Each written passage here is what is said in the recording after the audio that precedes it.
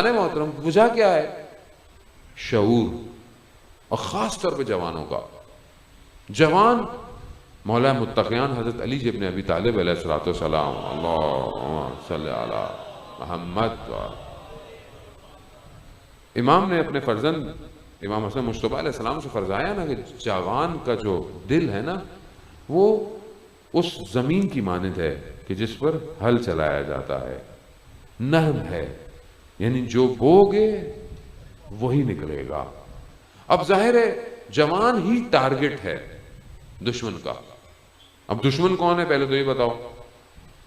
اب ہمیں تو لگتا ہے ہمارا کوئی دشمن ہے ہی نہیں. کیسے ہو سکتا ہے جبکہ قرآن کہہ رہا ہے کہ شیطان جو ہے وہ تمہارا آشکار واضح ترین دشمن ہے، سخت ترین دشمن ہے. تو سب سے پہلے تو شیطان ہے، پھر اس شیطان کے آلہ کار مختلف. یہ سب دشمن ہے. یہ نہیں چاہتے کہ یہ جوان اپنے وقت کے امام کی طرف بڑھے. اب پریشر کہاں کہاں سے ہے؟ سوشل پریشر ہے، سوسائٹی کا پریشر ہے، پولیٹیکل ریفارمز ہیں. یعنی انسان دیندار جتنا بھی ہو جائے، نظریاتی جتنا بھی ہو جائے، بعض اوقات اپنی پارٹی کے لیے جان دے دیتا ہے. ذہن وہی ہے. اب چاہے وہ غلط ہو رہا ہے، صحیح ہو رہا ہے، سفید ہو رہا ہے، کالا ہو رہا ہے، نہیں، یہ تو زندہ ہی ہے. یہ تو سب ہے. کیوں؟ کیونکہ گھرا ہوا ہے. اسی طرح اکنامکلی پریشر میں جوان گھرا ہوا ہے. فائنینشل کرائسس کے اندر ملک ہے تو جوان کے اوپر بھی اس کے اثرات مرتب ہیں. اور بہت ساری پرابلم جو روز فیس کرتا ہے. ٹریفک ایشوز ہیں، ایجوکیشن پرابلم ہے، جاب انسیکیورٹی ہے. یہ ساری چیزیں ہیں. یہ ساری چیزیں کاؤنٹ ہوتی ہیں ایک ذہن کو رشد دینے میں. امنیت، سیکیورٹی، یہ ساری چیزیں امپورٹنٹ ہیں. پوری دنیا میں سب سے زیادہ مہنگی چیز سیکیورٹی ہے، امنیت. امنیت جہاں پر ہے وہ ملک ترقی کر رہا ہے کیونکہ وہ ان کو سیکیور ہے، ان کو کوئی ٹینشن نہیں ہے. جہاں سیکیورٹی نہیں ہے، مختلف سیکیورٹی صرف یہ نہیں کہ کوئی آپ کو فزیکلی ہرٹ کرے گا. سیکیور انسان کی بہت ساری چیزیں انسیکیور ہوتی ہیں. یہ سب پلانڈ سسٹم کے تحت ہم جیسے ممالک خاص طور پہ کہ جہاں کوئی حساب کتاب ہی نہیں ہے، دشمن نفوذ کر چکا ہے، ہر جگہ نفوذ کر چکا ہے. پولیٹکس میں نفوذ کر چکا ہے، ایجوکیشن میں نفوذ کر چکا ہے، فائنینس سیکٹر میں نفوذ کر چکا ہے، ہر جگہ، اور سب سے زیادہ میڈیا میں نفوذ کر چکا ہے. یہی ساری چیزیں ہیں جسے ہم دیکھتے ہیں، جسے ہم سنتے ہیں. ہم گھر میں ٹی وی دیکھتے ہیں، خبریں دیکھتے ہیں، ہاتھ میں موبائل ہے، یوٹیوب ہے، فیس بک ہے، انسٹاگرام ہے، ٹویٹر ہے. یہ سب کس نے ڈیزائن کیا ہے؟ یہ سب فری میں کیوں دیا جا رہا ہے؟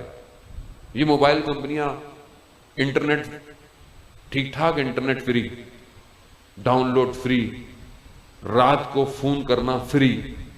رات کو کوئی کاروباری آدمی فون کرتا ہے؟ کون فون کرے گا؟ جوان فون کرے گا. سب پلانڈ سسٹم اس کو قبضے کرنے کے لیے، اس کے ذہن کو. انہیں یہ نہیں چاہیے کہ آپ کو کہیں باندھ دیں، نہیں، آپ پھرتے رہیں. اسے ذہن چاہیے. جب یہ ذہن غلام ہو جائیں تو قومیں خود بخود غلام ہو جاتی ہیں. یہاں ہمیں پہچاننے کی ضرورت ہے. اصل میں ہمارا تو محاذ ہر طرف سے کھلا ہوا. ہم کہاں کہاں انسان لڑے، ہر جگہ سے زخمی ہے کیونکہ کام نہیں ہوا بیس سے. تو یہ جوان کے اذان محترم بہت بڑی ذمہ داری ہے ہر معاشرے کا. ایون چاہے وہ مسلم بھی نہیں ہے، اس کو خدا نے یہ صلاحیت دی ہے اور حق دیا ہے کہ وہ اپنی زندگی کو بہترین جیے، آزادی کے ساتھ جیے، ظلم کے مقابلے میں کھڑا ہو. یہ ان ساری ہیومن ویلیوز ہیں. یہ صرف اسلام کی بات نہیں ہے، یہ سب ہیومن ویلیوز ہیں. اور پوری دنیا میں اس جوان کا استحصال ہو رہا ہے، خاص طور پہ میڈیا کے ذریعے سے. کیونکہ یہ ایسی چیز ہے جسے ہر کوئی استعمال کر رہا ہے، نہ چاہتے ہوئے بھی استعمال. اچھائی بھی ہیں، فائدے بھی ہیں. فائدے ہیں، پروگرام لائیو جا رہا ہوگا، لوگ سن رہے ہوں گے، ریکارڈ ہو رہا ہوگا، اچھا. لیکن نقصانات اس سے زیادہ ہیں. اور اس پینیٹریشن کی وجہ سے جوان کے افکار وہ افکار نہیں رہے جو شہید ڈاکٹر نقوی دینا چاہتے تھے. افکار نہیں رہے. ہم آج تک شہید ڈاکٹر نقوی جیسا پیدا نہیں کر پائے. ایک ایسا برین کہ جو اپنے زمانے سے بہت دور سوچتا تھا. یہ جتنا بھی سٹرکچر ڈیزائنڈ ہے آج امامیہ کا, ISO کا, یہ سب ڈاکٹر کا کام کیا ہوا ہے, ہم نے کچھ نہیں کیا. کیوں؟ کیونکہ ذہن قید ہو گیا ہے, ذہن تقسیم در تقسیم ہو گیا ہے, ٹوٹتے ٹوٹتے چلے جاؤ, کام نہیں کیا ذہن محترم. مگر آج آپ اسی دور کے اندر دیکھیں ایسے جوانوں کو کہ جو اپنے آپ کو سرباز گمنام امام زمانہ کے نام سے کہتے ہیں.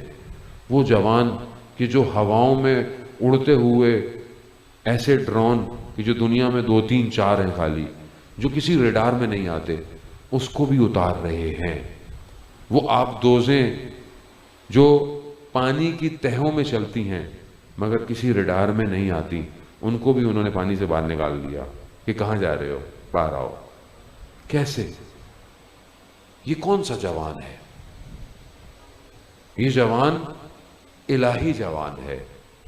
یہ جوان اس عالم کو کہ جس میں خدا نے صلاحیتیں رکھی ہیں تسخیر کر رہا ہے. کیونکہ کسی کے اوپر یہ تو نہیں لکھا ہوا کہ یہ ایسا بنا سکتے ہیں, یہ ایسا بنا سکتے ہیں. قاسم سلیمانی کی مثال آپ کے سامنے موجود ہے. ایک کسان کا بیٹا, کسی جو ہے وہ آرمی کی یونیورسٹی سے نہیں پڑھا ہوا, ایک عام آدمی, لیکن ایسے سسٹم میں بڑا ہوا کہ جس نے اس کی تربیت کی, اور ایسی تربیت کی کہ اس نے اپنی پوری 40 سالہ جو مجاہدت ہے اس کو اسلام کی حکومت کی تکمیل کے لیے صرف کیا. حکومت سازی کے لیے باتیں نہیں کی. انسان حوضے میں ہوتا ہے 25-30 سال گزار دیتا ہے, اسلامی حکومت کے قیام کی بات نہیں کرتا. اس نے کام کیا. 4 حکومتوں 4 ملکوں کے اوپر اپنے نفوذ کو قائم. ایک شخص کیسے ہو گیا؟ کیونکہ اپنے آپ کو خدا کے حوالے کر دیا, اپنے آپ کو ائمہ کے در پر جھکا دیا. کربلا پہ صرف گریہ نہیں کیا, کربلا سے گریہ کر کر اٹھا تو کہا کہ میں بھی حضرت قاسم کی طرح اپنے بدن کے ٹکڑے کراؤں گا, میں بھی حضرت عباس کی طرح اپنے بازوں کو کٹواؤں گا. آپ کے سامنے بدن کے کون سا حصہ ملا؟ صرف ہاتھ تھا. کیوں؟ کیونکہ اصل کربلا سے ایکسٹریکٹ لیا. وہ کربلا کے جب حضرت قاسم سے رات کو پوچھتے ہیں, حضرت قاسم جب دیکھتے ہیں کہ امام حسین علیہ السلام سب کو بتا رہے ہیں تو کہتے ہیں چچا جان کیا ہماری باری نہیں آئے گی؟ تو امام حسین پوچھتے ہیں کہ بیٹا آپ کے لیے موت کیا ہے؟ امام پوچھ رہے ہیں, آگے بھی امام کا فرزند ہے. کہا چچا موت میرے لیے شہد سے زیادہ میٹھی ہے.